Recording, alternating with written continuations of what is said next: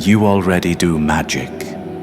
Every single day, you draw a circle with your thumb. You whisper a sigil called a passcode. A black mirror wakes and obeys. That isn't superstition. That is ritual. Attention offered, reward received. The word occult was never about horror. It was an operating system for the mind. Symbols as buttons, rituals as code. What you're about to hear will flip your map of reality. 'Cause the scariest thing isn't demons. It's running on someone else's code. Stay. The test is coming, and you will feel your perception move. You fear the word occult, but you should fear the unconscious rituals you already perform. Every scroll, every ping, every little red dot, a sigil cast by someone else. You don't call it magic. You call it notifications. Each sound drips dopamine into the bloodstream of your attention. Each loop trains the same neural circuits, the sorcerers, once called spirits. You kneel before the altar of the algorithm. You offer your focus. And the machine rewards you with the illusion of control. That's not metaphor. It's Hebbian conditioning, neurons that fire together, wire together, until the loop becomes automatic. Ritualized. The real demons are behavioral patterns given a body. You feed them data. They feed you impulse. The egregores of today wear logos instead of horns. Their temples are timelines. Their priests are recommendation systems. And while you chase their endless light, your own inner circuitry stays unlit. But the spell isn't new. Long before screens, magicians learned to hijack these same loops, to bend perception, emotion, and body into alignment. They called it ritual. Neuroscience calls it state induction. The real danger isn't the occult. It's ignoring how it already runs you. Alchemy was never about turning lead into gold. It was about turning chaos into coherence. The furnace was your nervous system. The transformation, your perception. Ancient magicians didn't have fMRI machines, but they knew that state changes self. So they built technologies of trance, breath, chant, posture, symbol. Each element was a lever on attention. Each gesture a protocol for rewiring the brain. Modern neuroscience calls this plasticity. Attention opens the gate. Emotion writes the code. Repetition locks the circuit. Rituals that look irrational were early state induction devices. Focusing on a single candle narrows the visual field, triggers the same salience networks that now fuel meditation research. Repetition of a mantra synchronizes breathing, heart rate, and neural oscillations. A rhythmic entrainment proven to calm the limbic system. Magicians called that gnosis. Scientists call it transient hypofrontality. The prefrontal chatter quieting long enough for new wiring to take hold. And belief? That was the original placebo interface. Expectation loops predicting reward. Altering pain, perception, even immune response. A spell at its core is a way to speak the language of your own predictive brain. You plant a symbol in its model of the world and watch reality reorganize to meet it. They used incense and Latin. We use algorithms and dopamine. But the architecture hasn't changed. The occult wasn't superstition. It was proto-neuroscience. A user manual for plastic flesh and electric thought. This is how a spell really works. No robes, no candles. Just pattern and repetition. Step 1, state. You shift the brain from noise to focus. It can be silence, darkness, rhythm, or tension. What matters is intensity. Emotion opens the gate for neuroplastic change. Step 2, symbol. Every goal, fear, or desire is too large for the conscious mind to hold. So you compress it. A word, a mark, a phrase. Like zipping a file before you send it. The symbol becomes the address of the experience you want to install. Step 3. Emotion tag. Attach charge. Fear, hunger, awe. Any signal the body remembers. The amygdala tags the symbol as important, so perception starts bending around it. Step 4. Repetition. Run the loop. Each replay strengthens the pathway. Neurons that fire together, wire together. That's not metaphor. It's code compiling. Step 5. Identity.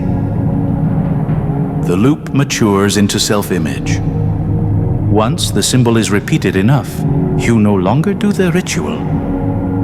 You are it. That's the final alchemy. Habit becomes personality. Personality becomes fate. You've done this since childhood. It's how you learn to walk, to speak, to doubt yourself. Every belief you carry is a spell someone else cast, and you kept rehearsing. To reprogram it, you don't beg unseen forces. You rerun the sequence, but this time you choose the symbol. And soon, you'll watch the proof. Because in the next section, you'll perform a live experiment. That shows your mind's magic in real time. Of course, the word occult carries shadows. It's been dressed in scandal for a century. Crowley, drug, sex, spectacle, turned inner engineering into theater. He sold method as madness. And the world believed the costume. That's why the word still triggers fear. Because the loudest magicians made themselves monsters. But behind their masks, the machinery was precise. What they discovered, beneath incense and ego, was a user interface for the nervous system. Strip away the velvet and the Latin, and the rituals read like clean design documents. Circle equals boundary of focus. Sigil equals goal compression icon. Incantation equals looped command. Banishing equals attentional reset. Every piece serves a cognitive function.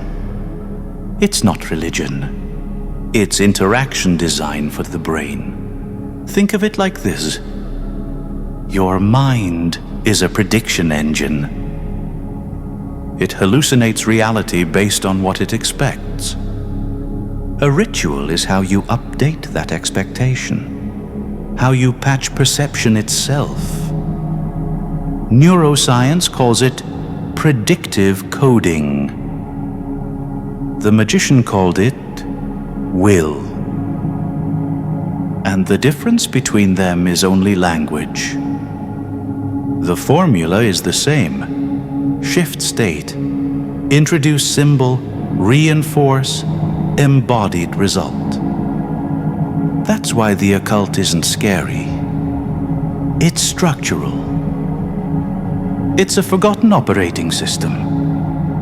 And anyone can learn the commands, because you're about to run one yourself. No robes, no gods. Just a test of your own perception. Proof that your attention reshapes the world you see. So, let's prove it. No mysticism. Just mind in motion. You'll need 10 seconds. Choose a symbol, any simple shape. A triangle, a spiral, even a single letter. Lock it in your mind. Hold it like a glowing mark behind your eyes. Now, look around your room. For the next 30 seconds, count how many times you see that shape. Anywhere. Objects, shadows, edges, go. You'll start noticing it multiply. Corners, reflections, outlines you never registered before.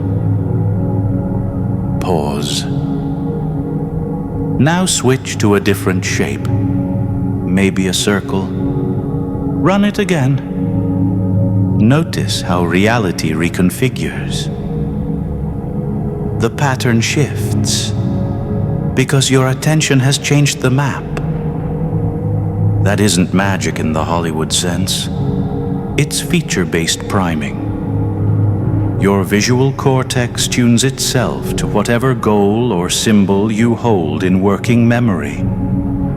Prediction loops fill the world with what the mind expects. In neuroscience, this is called salience gating. In Magick, it's called invocation. You call a symbol into awareness, and the world begins to echo it back. What you just felt is the smallest possible ritual. No smoke, no Latin, just a precision hack of your predictive brain. Imagine if the symbol wasn't a shape, but an identity, a vow, a vision of who you are becoming. Run that loop daily, and your nervous system will start sculpting toward it.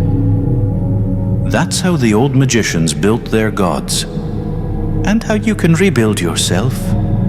You might be wondering, was that just coincidence? Did I trick my own brain? Yes. That's the point. What you call tricking is the mind's oldest API. Belief, focus, repetition. They don't need to be supernatural to be effective. They're mechanisms. Isn't this just placebo? Correct? And placebo is proof. It's the nervous system obeying expectation. Open-label placebos work even when you know they're inert. The ritual itself is the delivery mechanism for belief. Isn't this dangerous or anti-religion? A ritual is a lens, not a law. You can integrate it with faith or run it as pure psychology. The magicians weren't rejecting God. They were debugging perception. But doesn't this border on delusion? Only if you forget it's a tool. Magic isn't pretending symbols are real. It's using symbols to change what feels real. What if I don't believe in any of this? Perfect. Belief is optional.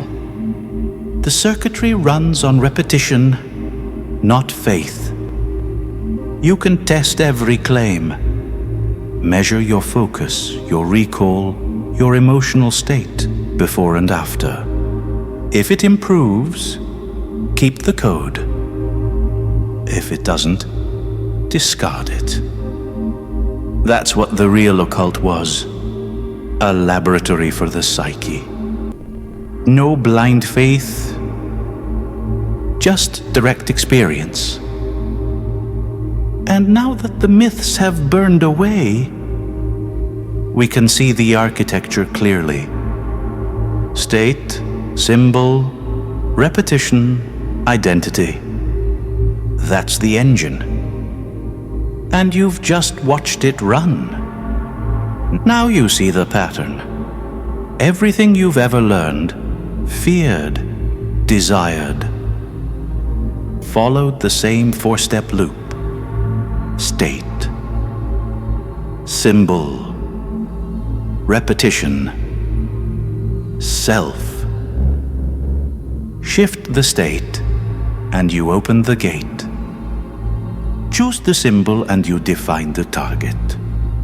Repeat it, and the nervous system obeys. Soon it's not an act, it's identity. That's why advertising works. That's why religion endures. That's why trauma echoes.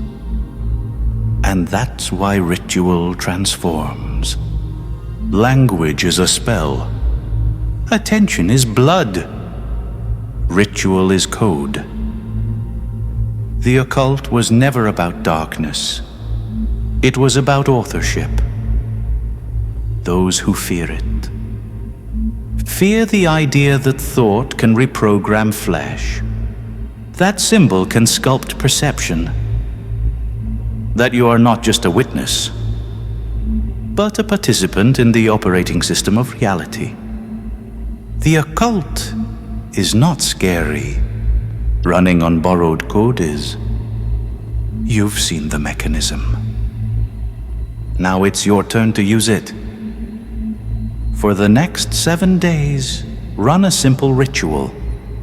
Choose one symbol, a mark, a word, a sign that names who you intend to become. Hold it for a few seconds each morning. Let the mind hunt for it through the day. Watch how reality begins to bend around the pattern. That is authorship. That is magic, stripped to its core. Every glance, every gesture, every repetition. You are writing code into the flesh of your mind. Do it consciously, and the loop becomes a ladder. Do it unconsciously, and it becomes a cage. So choose.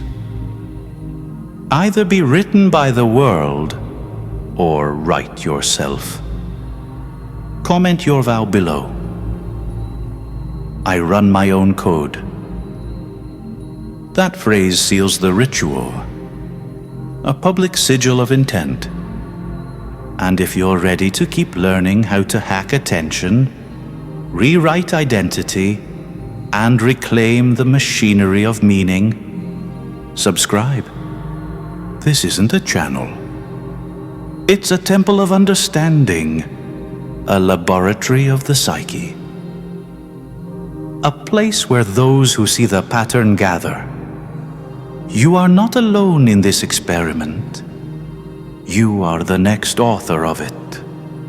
Now step through the veil The work begins. If this stirred something you can't quite put back to sleep, that's your cue. Step into the next layer with my book, Mental Magic for the Modern Magician. Remaining sovereign in a world that wants your soul. It's written to help you cut invisible strings and start running the ritual yourself. Then grab the free ritual guide and watch the initiation playlist to go deeper. Links are waiting below. Until next time.